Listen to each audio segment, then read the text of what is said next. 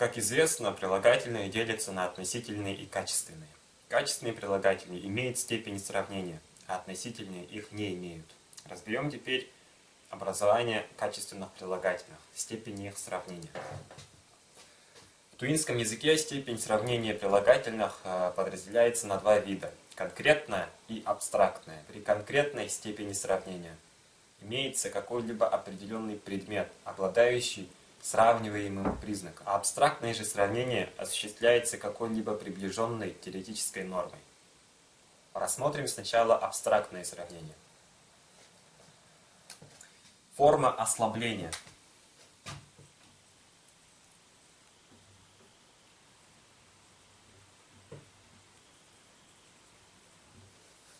Выражает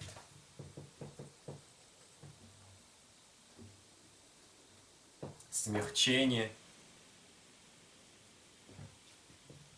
уменьшение, ослабление признака.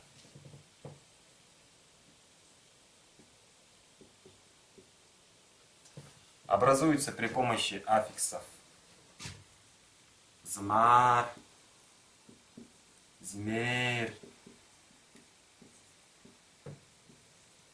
зумар, змер.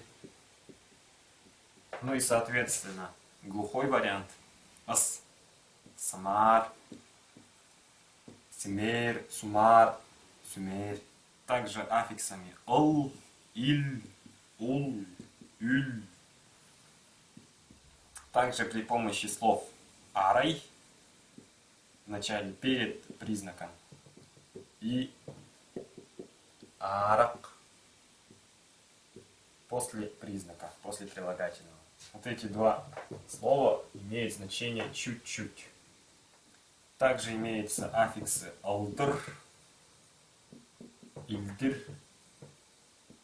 ондур, ильдыр. Рассмотрим пример. Улузмар. Улу большой. Улузмар будет большеватый. Немного большой.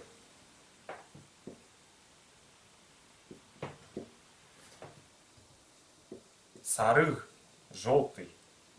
Сарыгзмар желтоватый. Или же саргыл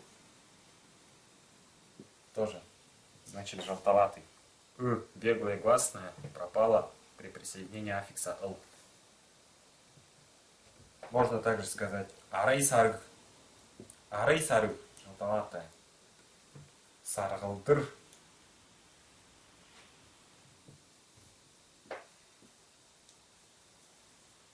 Сарыгарак.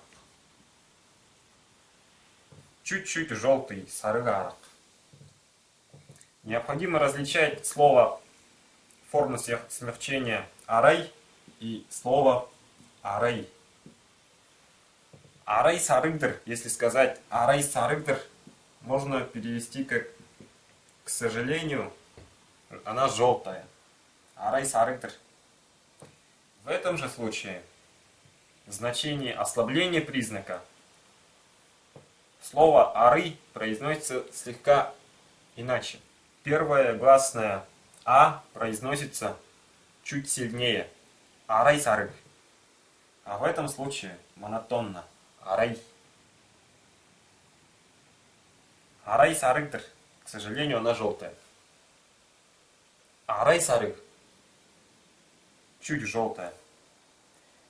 И в данном случае определение выражается прилагательным. Арай сарыг. Арай сарыг. Арай сарыгдыр.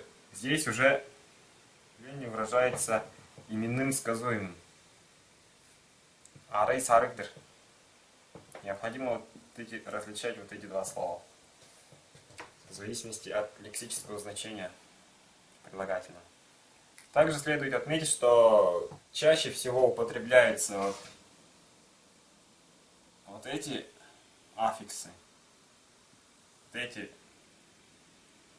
служебные слова употребление «л-эль» весьма ограничено, в основном с прилагательными, выражающими цвета.